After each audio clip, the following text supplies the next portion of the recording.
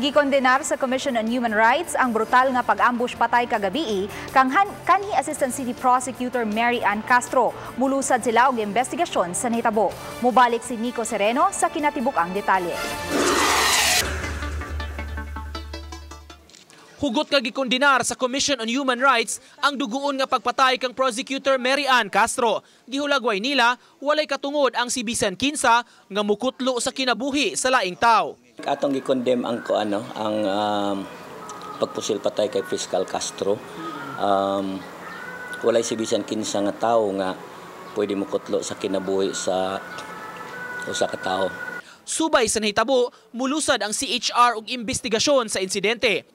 Magsilbi kining parallel investigation sa gihimusab karon sa kapulisan nga Pakisusi. May umulon nga 3-man quick response team sa mga CHR investigators aron tahasan niini. Sunod-sunod ang insidente sa pagpatay sa mga abogado, no?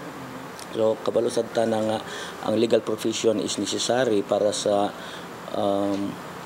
kanang pillars of criminal justice system nato. Unya kung ang atong mga abogado, mga judges, mga fiscal, pangkuanon sila pangpatyon, it will cause an alarming na. Samtang sa usa ka press statement sa Integrated Bar of the Philippines, Cebu, hugot nila nga gikondenar ang pagpatay kang Castro. Gikasubo nila ang pagpamatay sa mga abogado ug mga naghupot og posisyon. Apan bisan niini, gipadayag sa mga abogado nga di sila mahudlat pagtuman sa ilang propesyon.